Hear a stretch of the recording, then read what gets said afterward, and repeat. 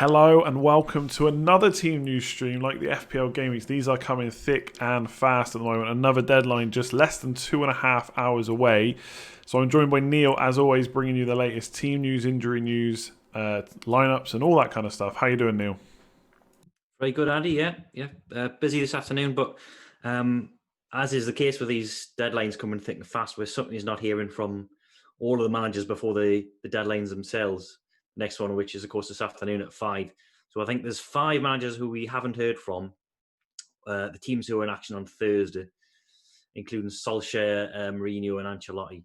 But we'll try and round up those the best we can, and then bring you the latest quotes on the other 15 that we've heard from. Yeah, so Howe and Solskjaer are two of them. I can tell you now what they would have said. There's some knocks. We're going to review it. We might change the team, even though we won't. That's basically the press conference. We don't need to hear about that. Okay, let's start with one of the ones we have heard from, Pep Guardiola. I don't think there was any new injury news. What are you thinking re-lineup? I know this is a question I ask you every single week, and it's a nightmare, but any particular players you think are going to get rotated again? Yeah, they'll almost certainly be rotation. Guardiola said that no news is good news regarding any new fitness concerns. So all good on that front, apart from Aguero, of course. He did mention Gabriel Jesus, and obviously he was prompted about this. Now he's on a scoreless streak, stretching back 6 Premier League games and then some cup games as well. But he said that his display against Southampton, in which he missed quite a few chances, was maybe one of his best performances of the season. So read into that what you will. We were just commenting off air there that generally leads to a benching in the next game. So of course he's going to back his striker if he's under fire, and asked about him in a press conference. You wouldn't expect him to say anything else about any of his players. And it doesn't necessarily mean he's going to start one way or the other. But yeah, I mean, for example, in the predicted lineups, which I've just completed for Man City, I've gone without him in the team now, purely because he started the last 3 matches in League and Cup. Now, that doesn't necessarily mean anything. You know, as I've mentioned in the entry, that applying logic to Guardiola's team selections is a bit of a mugs game, really, because you never know exactly when the benchings are going to come. But, for example, we would expect the likes of De Bruyne, Foden, maybe Rodri or Gundogan to come in as well. They were all rested against Southampton. Mendy and Walker could return at full back as well, because there's been frequent rotation there. But yeah, who leads the line? So we saw Sterling and Mahrez come off after 58 minutes against Southampton, while Jesus lasted the entire 90 minutes. So if you're reading into minute management there, then perhaps that gives the edge to Sterling or Bernardo to play as a false 9, as happened against Chelsea, wasn't it, in Gameweek 31. So there's a number of options available to him, and just because Aguero is out, as we've seen, doesn't mean that Jesus is going to start. And the matches are coming thick and fast from here on in. And this game against Newcastle, and I can say this as a Newcastle fan, given that we're probably going to be without St. Maximin and Almiron, is probably their easiest test, I think. Well, with the exception of maybe Bournemouth.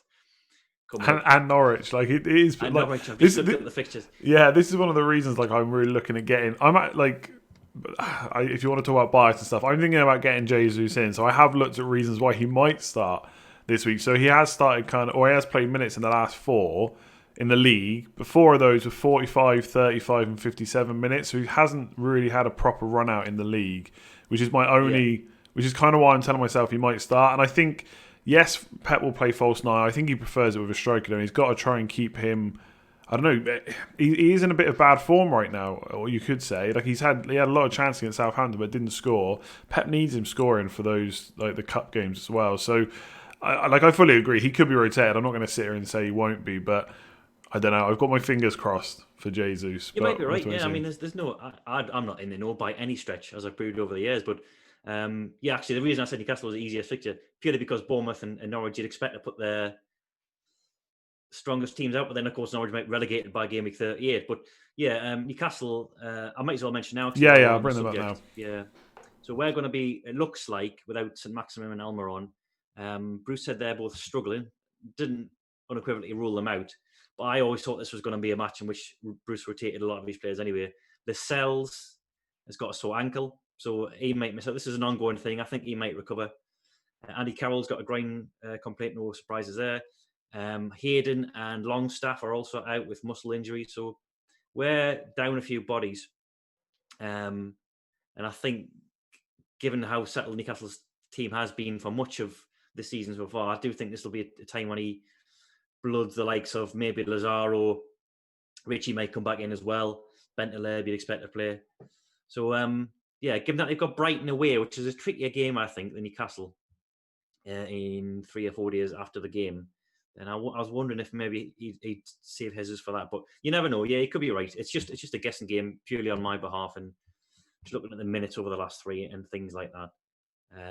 But he'll see minutes one way or the other. I'm sure about that. Either off the bench or on the pitch from the start. Absolutely. Is your captain going to be in this game? The Man City Newcastle game? Yeah. Kevin De Bruyne? Yeah, usually when you ask me about this sort of stuff, I'm saying, I'm going to leave it until the last minute. But I know exactly what I'm going to do. I'm going to bring De Bruyne in, having not had him, and captaining him as well. So that's settled, I think. Especially when I've seen the team news from Bruce. Yeah, it's made everyone nailed it. Yeah, I think anyone that was kind of wavering now has seen this team news. Not that it always works out like that, but given I think we said on Scoutcast yesterday, last 3 results at home, 3-4 and 5-0. It doesn't sound too good for Newcastle. So we'll have to see how it goes. What about Liverpool then? Any kind of hints from Klopp about rotation? A lot of people considering getting rid of the likes of Salah and Mane this week. Not really, not that I've heard anyway. I mean, it was quite a long press conference, and there was a lot of talk about the young lads like Nico Williams, Curtis Jones, Harvey Elliott. I know a couple of those have signed contracts recently. But it was more about their futures and their development rather than are they going to start this weekend this midweek, for example. So nothing really from Klopp that I've seen. I'll go back and read the transcription, but I didn't hear anything. You might have heard differently, Andy, but I didn't hear anything really. I did hear him talk about Nico Williams in that he's got more chance of playing than Elliott because Liverpool aren't blessed with options in the fullback department. So Milner is basically the only backup for Robertson on the left, and he's played right back as well, as has Gomez. But Klein's now left the club, and Milner's been carrying a muscle strain as well. So Nico Williams has probably got more chance of featuring than Elliott because Liverpool are blessed with a lot of attack-minded options further forward. But that doesn't mean to say that either of them's going to feature from the start. And it was just last week when Klopp said that he's going to name his strongest possible starting 11 in the remaining games, or rather the strongest 11s on that day, which does leave scope for rotation, of course, as we saw at the weekend with Firmino dropping to the bench. So it could be that Salah and Mane get a breather sooner rather than later. It doesn't mean it'll come this week because, again, like I say, Brighton away is a trickier fixture than some people might think. They've got a decent-ish defensive record. They're not really that often turned over. Man United did, but I think that was their first game they conceded more than one in the only time in the last 8 game weeks or something. So, that'll be interesting to see what happens there. But I didn't get any clues from Klopp. No, I didn't get any injury news either. Yeah, no, the only quote I saw, I actually only saw it because David quote tweeted it, was from James Pearce. He said, we want to be the club where everyone with a Scouse soul wants to play. If you're talented and ready to work, we want you to be here. And then to be able to do that, we have to show you there's a pathway to the first team. I mean, you could see that as him. But for me, that's just in general as a club. Like, they want the players to be able to come up at time. Because at the end of the day, you play these players in Carabao Cup and stuff like that. So they're going to probably show them that, maybe next season. So you could frame that as a bit of rotation this week. I personally didn't take it like that. So I like you. I'm expecting to see Salah and Mane miss out at some point. Whether that's 1 game, 2 games, I don't know. It could just be 1 over the next 5 games because they've got nothing else to play for. So if you're thinking about removing them, I would say don't do it just because you think they're going to keep missing games because I just personally don't see that. Don't see that happening. What about Wolves? I saw there was a little bit of, a player is suffering a strong kick, but I think we know who that is now, right? We do, yeah. It's Pedro Neto. So at first, when it was reported, I think there was a bit of a mix-up in the press conference. And people didn't really hear what Santo had said. So it was initially reported as an unnamed player that had a strong kick. But it turns out that was Pedro Neto, who's he won't be in many people's fantasy teams. So he'll be assessed before the game. He was the only disclosed injury concern. Daniel Podence is back. He was in a period of self-isolation following a trip to Portugal. Now, I did see a quote from Joe Edwards, who's the Express and Stars guy, saying that Santo had said, Podence could start. Now, he's a forward, so it could be threatening Yotta's place or Jimenez, but I don't think Santo's the type to give away starting 11 tips in his press conference. Now, of course, as I'm sure you would mention, Jimenez's wife is pregnant at the moment, so Podence will be on standby if that does happen and he's unavailable. But I'll go back and check that out. But it's Neto who's the injury concern that we know of. And I think there's been some training ground photos. Someone on Twitter posted me this link that we've seen Doherty and Jimenez on the training ground as well. So hopefully that bodes well for those playing them against Sheffield United on Wednesday. Yeah, I don't know what to make of the pregnancy. Like, I get it. There's more important things than football. We know that. And depending on when it happens, maybe Jimenez will have to go and be with his wife, as he should. But at the same time, I'm thinking in the back of my mind, they got a genuine chance at a Champions League spot. Is he really going to miss games at this stage of the season? Maybe he misses a training session or something like that, potentially. But to miss a game, I'm not so sure. But you never know. He might miss one if Nuno thinks they can get through without him. But yeah, I guess it's still up in the air because we don't know what's happening with the Man City Champions League ban. Because fourth spot would be difficult for Wolves, I think. But fifth spot is a possibility. So I'm not convinced Jimenez will miss any games, but something to keep an eye on, I suppose. What about Burnley? They look like they're in a little bit more trouble than they were before now, defensively especially. Yeah, Cork and Ben Mee look like they might be out for the rest of the season.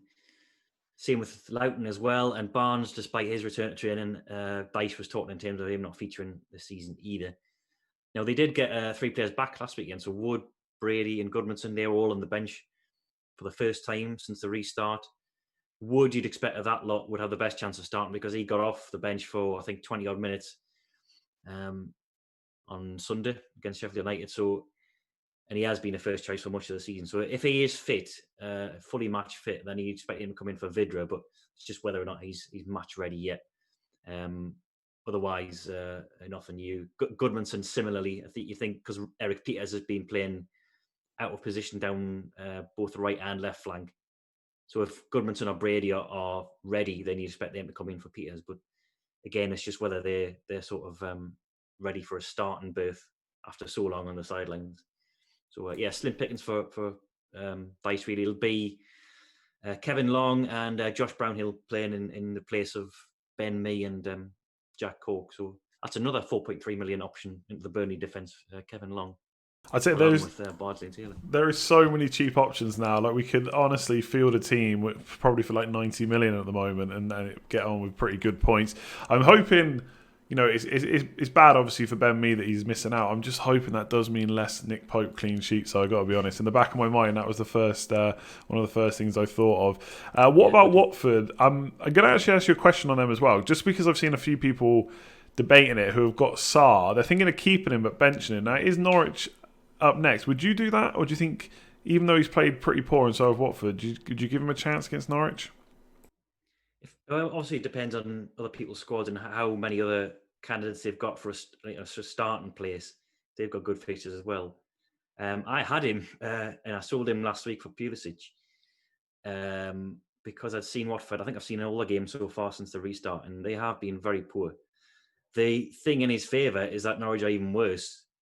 They're not so bad defensively, Norwich, especially since they've moved back to a 4-2-3-1. They got hammered by Southampton on the first day. And then again against Arsenal. But they were down a centre-half against Arsenal. That would play Alex Tetty at the back. And they gave away some stupid goals. I mean, Krul got dispossessed. And then Dermot just played it straight across his box. So with a back four of orthodox defenders and then Tetty in front of them, there is an injury doubt, by the way, but Farke expects him to play. Then I wouldn't expect him to concede too many chances, especially against a Watford team. It would be really disappointing. I mean, nothing like the team we saw against Liverpool, sort of lacking in effort as much as anything else. It looked like Pearson did say he was pleased with the performance against Chelsea, despite them losing 3-0. And he said he was pleased with the discipline and the sort of the work rate and things like that. But Yeah, I think if you've got him, then when else are you going to start him? I mean, at home to Norwich, then I think you've probably got to go for it. I think, unless you've got a really strong bench and other starting options that are just as liable to haul this gimmick, and there are some good fixtures around. I, for example, got Kiko Firmino in my squad, and I'm wondering whether to start him because I've got other options who could start in his place. But yeah, in terms of the injury news for Watford, nothing new. Delafear's success and Janmaat are out. Pearson was kind of hinting that Welbeck might get a look in. He was asked about him, so he didn't just bring it up unprompted. But Welbeck's got a good record against Norwich, apparently, and he said he could get a look in this. They've got this problem sort of left wing position, which they haven't been able to fill. So, yeah, he could get a look in. Norwich, as I suggested there, Kenny McLean and Tetty, who are their sort of two holding midfielders, both doubts, but Daniel Farke said he expects them both to recover from knee and ankle problems. But Cantwell is out. If you're thinking of playing him as your bench option, you've probably seen by now he's red flagged. But yeah, he's out with a hamstring problem. Could be back for the weekend. It's not serious, but he definitely won't feature against Watford tonight. Cool. If anyone decides to take a punt on Danny Welbeck, make sure you send me a picture of your team. That would be the punt of all punts. I've actually seen some people starting to think about Deeney as a Calvert-Lewin replacement just because Watford's fixtures are pretty good right now. So if you go for Watford players, make sure you tweet me. I'd be interested to see that. What about West Ham? I'm thinking of bringing down Antonio this week, and I don't think Haller coming back is really going to pull him out of the team given how well they're doing. But is there any signs of him coming back? He's back on the training ground, as he has been, I think, for a while. And this seems to be an ongoing thing, a bit like Jack O'Connell at Sheffield United. He's back in training, but Moyes doesn't know whether he's match ready yet. So he might not even make the match day squad, let alone the bench, or a start. So Antonio's going to feature from the start unless there's any fitness problems we don't know about. So almost certainly will. Same with Bowen and likes of Suchek. Felipe Anderson's out as well. And I'd probably expect to see a similar team, really. They've done quite well the past two games against Chelsea and Newcastle, certainly from an attacking point of view.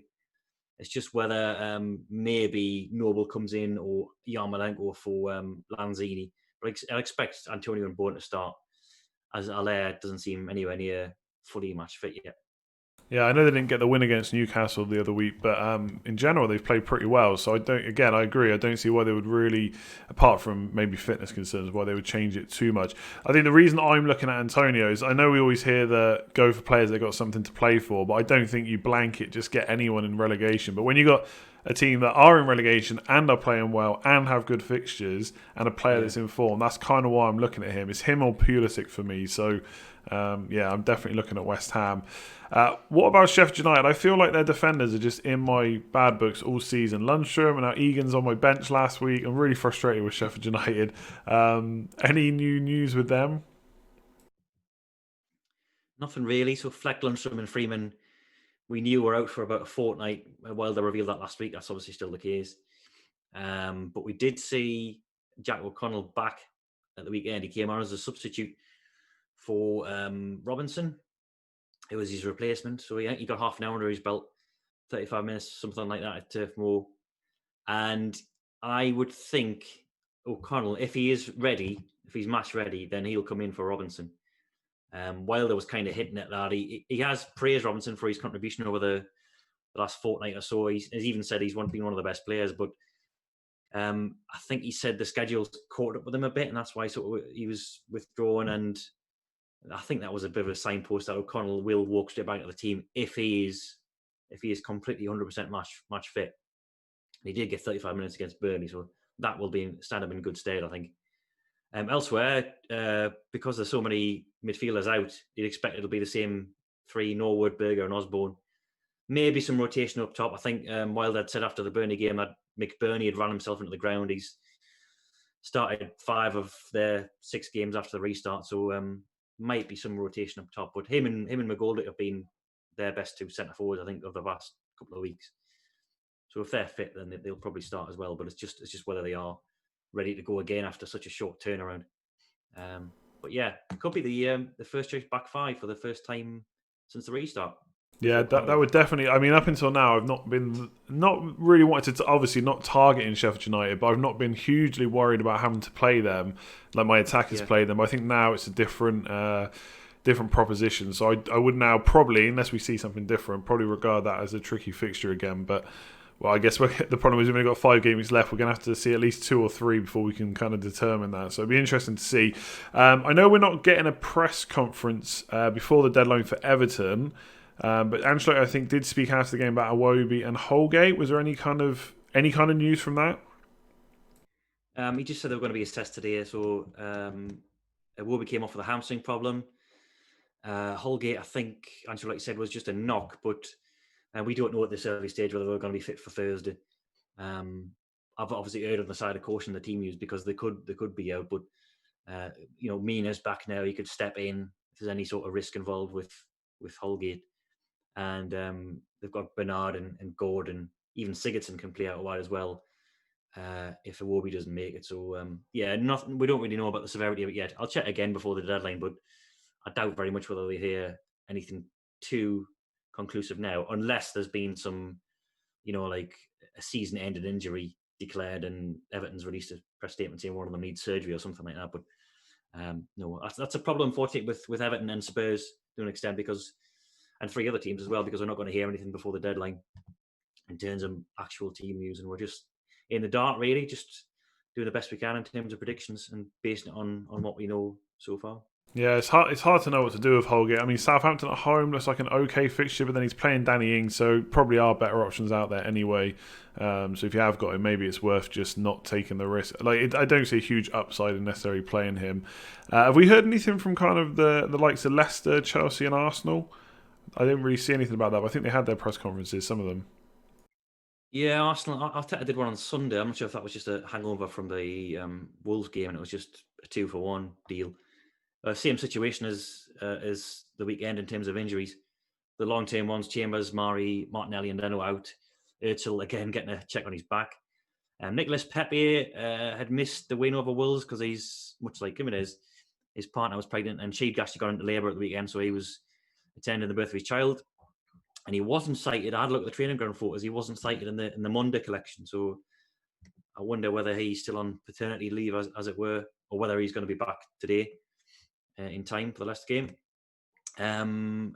Leicester themselves, Maddison and Chilwell, Roger said, are big doubts for the Arsenal game. I think that's tonight, isn't it? The Arsenal game. Yeah. No word on Perez, who came off with an ankle problem. So Rodgers is going to give Maddison and Chilwell every chance to recover. But he did stress that they were big doubts. So I would maybe expect to see them miss out based on his comments. So he could be hoodwinking us as managers do sometimes. And apart from that, just Pereira, of course, is the long-term one. We did see a formation change from Leicester at the weekend. It was a wing-back system with Justin originally playing as a centre-half, but then pushed forward to a wing-back in the second half. And he had Iheanacho and Vardy up top, with Perez just sort of playing off them as well. So that seemed to work well for Vardy. It seemed to give him a bit more support up top. So it'll be interesting to see if he does that again against Arsenal. I think Chelsea were the other ones you asked there, was it, Andy? Yeah. Did we hear anything from Lampard? We did, yeah. That was yesterday. Kante is out. He'll join Kovacic and Tomori in not being available for the Palace game. Not serious. I think all 3 of them should be back maybe in the next week or 2. So apart from that, nothing to report from Chelsea injury-wise. It's just who replaces Kante, I guess. Jorginho hasn't even seen a minute since the restart. I'm not sure if he's on his way out, but Lampard did praise his professionalism in dealing with the recent omissions. But Billy Gilmore is someone else who could step in, and he replaced Kante at the weekend against Watford, so it might be him who gets the nod. More praise for Pulisic.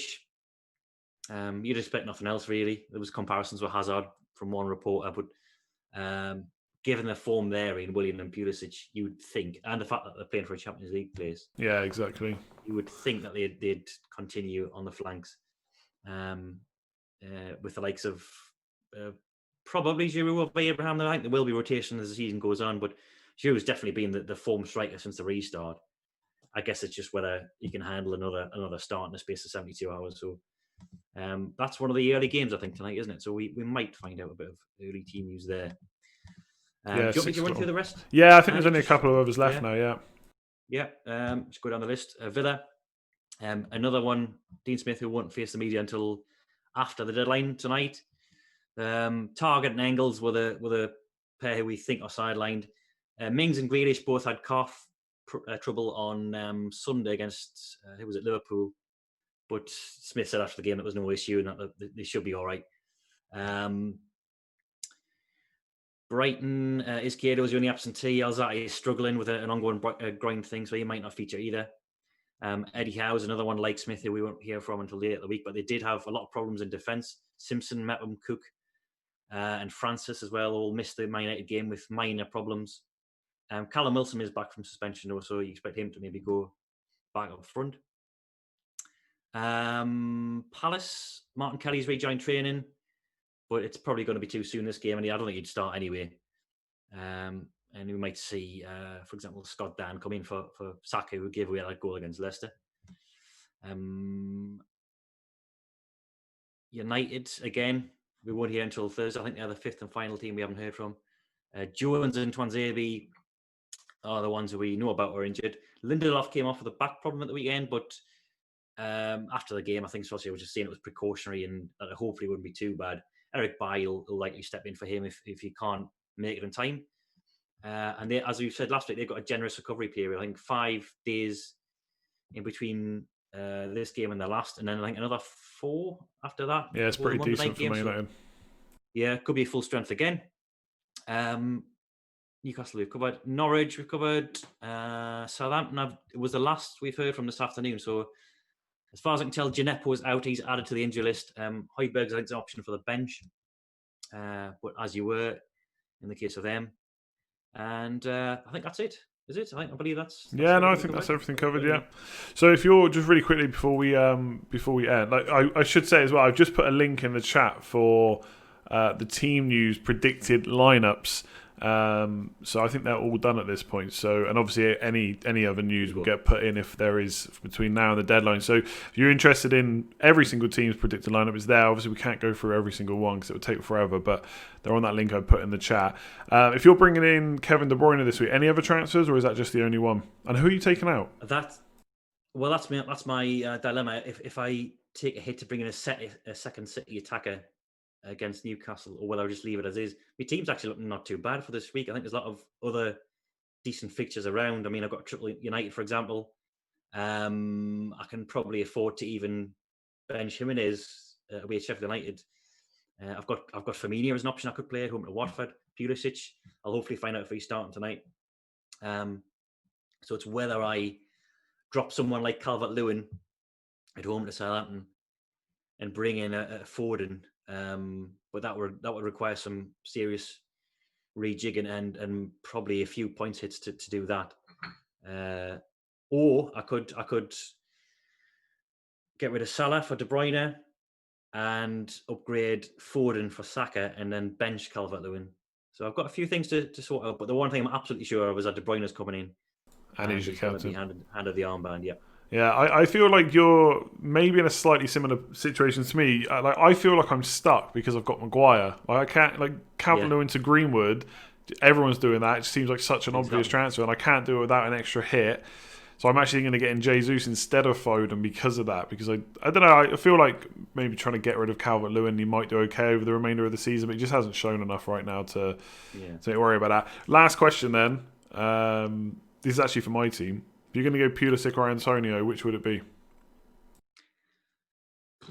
I should say as well, I should just really quickly say to everyone watching, when we do Scoutcast and stuff, we always know what the questions are coming and make notes, but I always put Neale on the spot in these streams, and he doesn't know what questions are coming.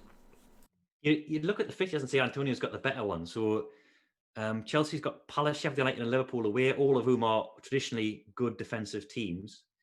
Norwich at home's a real standout fixture in 36, so you want him for that. But Wolves last day, it's not particularly good either. And Antonio's got some seriously good fixtures, playing out of position as well. Pulisic would be the sort of no-brainer, you think, on paper. But the more you look at it, it's just, I guess it's how much weight you place on fixtures over the quality of team he's playing for, I suppose, because Chelsea will create chances every game they're playing. West Ham's a bit of a mixed bag. They've looked good some weeks, they look anemic the next. I think I'd maybe side towards Antonio at the moment. Just based on the fixtures, really. Yeah, that's the kind of confirmation bias I need. So I'll stop you there so you don't say anything else that might talk me out of it. Yeah, so that's pretty much the team news I think we're going to get before the deadline. If there is anything else, if Neale hears anything else or anything like that, make sure to follow us on FF Scout on Twitter, and obviously it'll be updated in the team news section as well, which I'll just put into the chat again before we shoot off. Otherwise, I'll say thanks very much for joining me, Neale. Cheers, Andy. Yeah, see everybody. Thanks, everyone. Good luck in Game Week 34, and we will see you again soon. Cheers all.